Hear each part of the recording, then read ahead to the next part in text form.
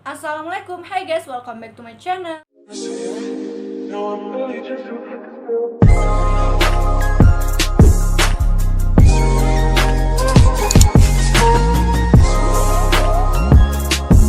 video kali ini aku akan membahas salah satu cerita horor dari pengalaman teman aku di Toraja.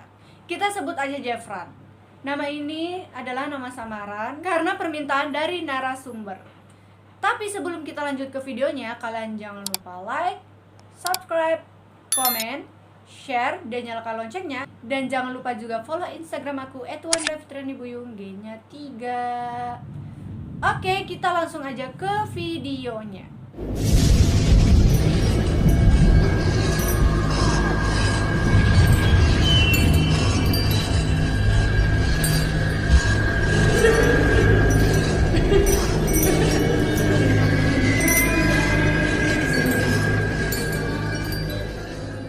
Pengalaman horor yang dialami Jeffran ini terjadi di bulan April tahun 2013 di Gunung Sesean, Toraja Utara, Sulawesi Selatan. Awal mulanya si Jeffran ini dan 13 temannya merencanakan pendakian di Gunung Sesean. Namun katanya beberapa dari temannya tidak bisa ikut karena sesuatu hal. Jadi yang mendaki itu hanya 5 orang guys, yaitu Rio, Fahmi, Firly, Cindy, dan si Jeffran ini. Nah, sebelum mereka menjadwalkan pendakian, mereka menemui salah satu pendiri pecinta alam namanya Bang Jack. BTW, mereka semua ini berangkat ke rumah Bang Jack itu pada sore hari, guys. Nah, sesampainya mereka di rumah Bang Jack, mereka berbincang-bincang lah dan mengobrol-ngobrol. "Selamat sore Bang, salam lestari," kata Jeffran. "Iya sore, tumben kok bawa temanmu ke sini," kata si Bang Jack. "Iya Bang, kami rencana mau ke Sesean bersama dengan teman-teman sebelum ujian," kata Jeffran gitu. "Ya terus kenapa?" kata si Bang Jack. "Tujuan kita ke sini mau tanya-tanya apa saja pantangannya di Toraja Bang Jack," gitu kata si Jeffran ke Bang Jack. "Oh, berapa orang yang antar? Terus siapa yang mau antar naik ke Gunung Sesean?" kata Bang Jack lagi gitu. Kata si Jeffran, "Sebenarnya kami itu ada 13 orang Bang Jack.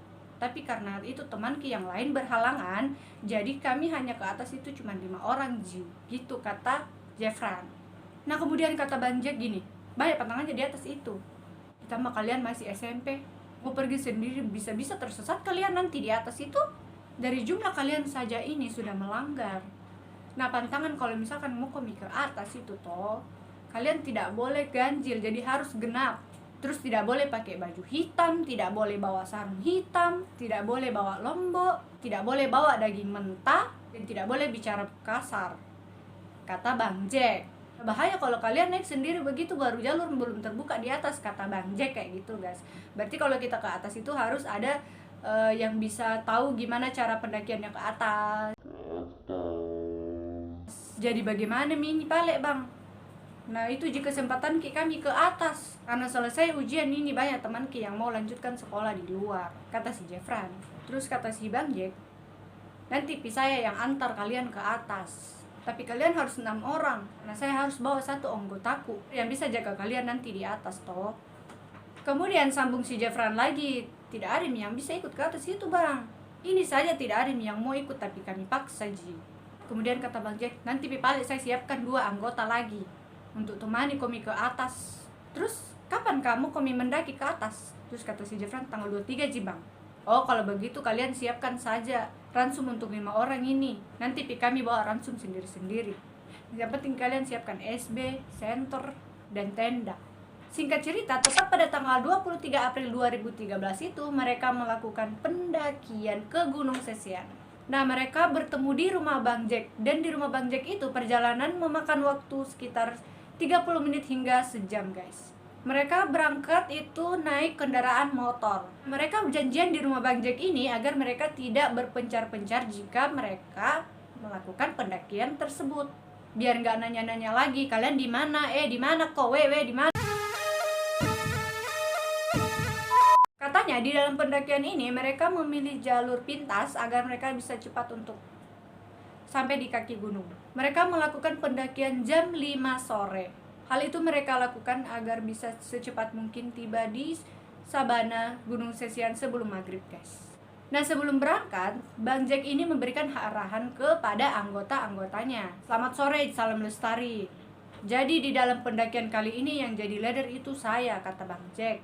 Maya sweater dan Erika bertugas membawa logistik. Nah, Erika dan Maya ini adalah dua anggota dari Bang Jack yang Bang Jack ajak untuk ke Gunung Sesian untuk mendaki, guys. Sesampainya mereka di kaki gunung, seperti biasanya katanya mereka melakukan registrasi. Nah, setelah mereka melakukan registrasi, kemudian mereka berdoa. Ingat, jangan kalian ada yang ceroboh, karena di jalur gunung ini masih belum terbuka. Jadi usahakan perhatikan teman-temannya semua.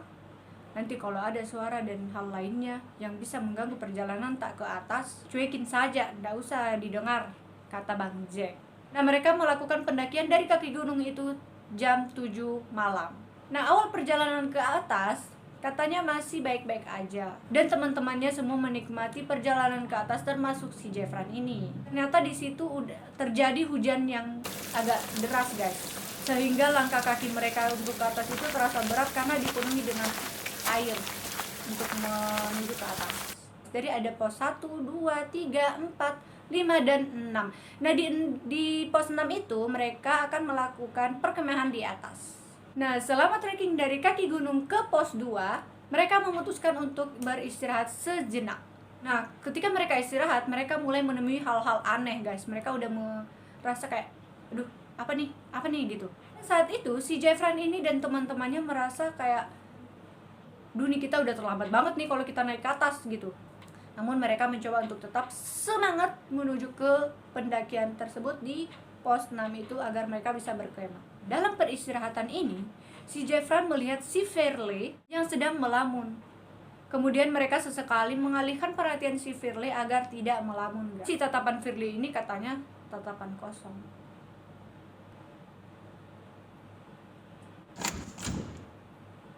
Tiba-tiba beberapa saat kemudian tubuh si Firly ini tiba-tiba dingin dan lemes tak sadarkan diri. Pingsan, guys. Kemudian mereka paniklah semua dan mencoba untuk menyadarkan si Firly ini. Firly tiba-tiba sadar, namun tatapannya masih kosong. Wajahnya pun pucet banget. Kala itu hujan semakin deras dan petir menyambar-nyambar. Jadi kayak bikin panik gitu ya, makin takut. Kayak makin suasana tuh makin menyeramkan. Firly ini semakin parah, bahkan mengeluarkan suara aneh. Tatapan si Firly ini semakin menyeramkan. Kemudian si Jeffran ini dan beserta dengan teman-temannya itu berusaha untuk menyadarkan si Firly dan membacakan doa agar si Firly bisa sadar. Nah, kemudian ketika mereka setelah berdoa, akhirnya si Firly sadar, namun tetap dengan tatapan kosong dan muka pucat. Untungnya di saat mereka berdoa, si Firly akhirnya benar-benar sadar dan kembali ke dirinya, guys. Jadi kayak tatapannya nggak kosong lagi. Namun terjadilah suatu aneh lagi ketika si Firly sadar. Terjadilah di temannya ini yang namanya si Cindy. Si Cindy ini muntah-muntah, nangis kayak senangis kejer-kejernya, kayak kerasukan gitu. Mereka selalu terus berdoa dan akhirnya si Cindy kembali sadar lagi. Nah, ketika si Cindy sadar, kemudian si Firly kembali lagi kayak kesurupan, nangis, kayak cekikikan kerasukan kuntilanak. Mereka berdoa lagi dan meminta kepada Tuhan agar mereka bisa disadarkan. Keduanya sadar, mereka meminta untuk segera pulang. Si Cindy dan si Firly ini meminta untuk pulang ke rumah, guys. Tidak ingin melanjutkan perjalanan. Redami hujan, ndak usah panik. Baca doa makanya gitu, kata si Jeffran. Seiring cuaca baik, kemudian mereka melanjutkan perjalanan ke pos 3 karena tidak memungkinkan mereka camping di pos 2. Perjalanan ke pos 3 ini mereka mengalami hal-hal aneh lagi, guys.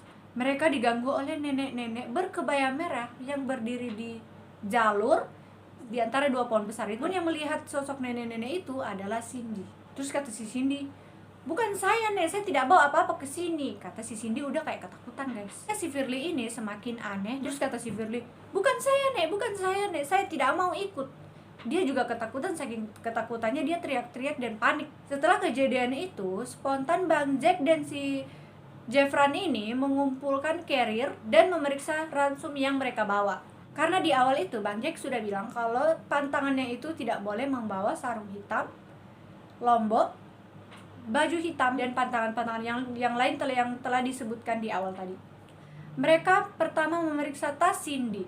Nah, setelah mereka memeriksa tas Cindy dan tidak ada kejadian dan tidak ada barang-barang hal aneh atau barang-barang yang terlarang dia bawa, mereka melanjutkan pemeriksaan ke tas teman yang lain. Maksud untuk memeriksa kurir ini agar mereka bisa menghindari hal kecerobohan dan hal yang terlarang, hal yang tidak boleh untuk dibawa ke pendakian. Sewaktu mereka membongkar kurir yang dari teman-teman mereka, kebetulan si Jeffran ini membuka tas temannya yang bernama Fahmi, dan si Jeffran ini dia menemukan barang terlarang yang dibawa oleh Fahmi. Dia telah menemukan beberapa makanan terlarang dan dia bawa ini tanpa sepengetahuan mereka semua, guys. Itu Bang Jack benar-benar marah, pengen untuk menyelesaikan pendakian ini tanpa meneruskan pendakian ini. Kata si Bang Jack, kalau tidak bisa ikut aturan, ku pulang kau saja, karena perjalanan ke pos 6 masih jauh juga, saya tidak mau ambil resiko, kata Bang Jack.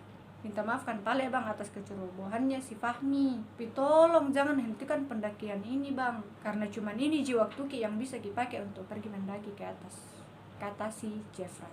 Nah, semua teman-temannya ini berusaha juga untuk membujuk Bang Jack agar tetap melanjutkan pendakian ke atas. Kemudian mereka memutuskan untuk membuang semua barang-barang terlarang yang dibawa si Fahmi ini.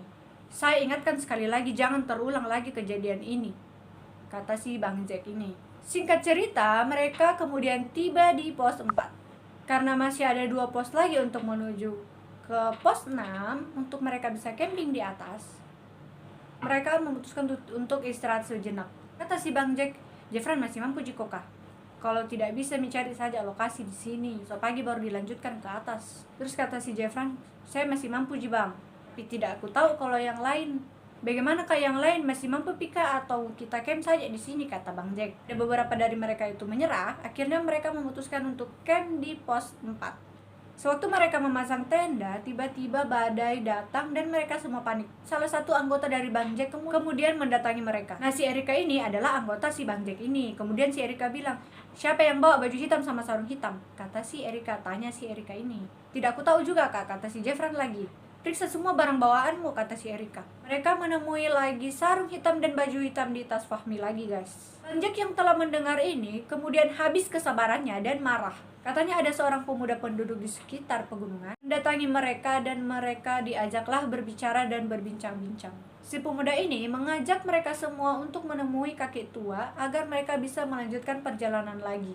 Tibanya di rumah kakek ini, kemudian kakek ini berkata, Minda komi apa mila rampoin dek? Yang artinya, siapa kalian? Apa yang kalian ambil tujuannya ke sini? Kemudian kata si Bang Jack, ya te pasti kolam be. Laram ko sumalong apa teh rasanya anak laki pogau, yang artinya mereka anak sekolah. Tujuan mereka ke sini hanya sekedar jalan-jalan, bukan untuk tujuan lain, kata Bang Jack.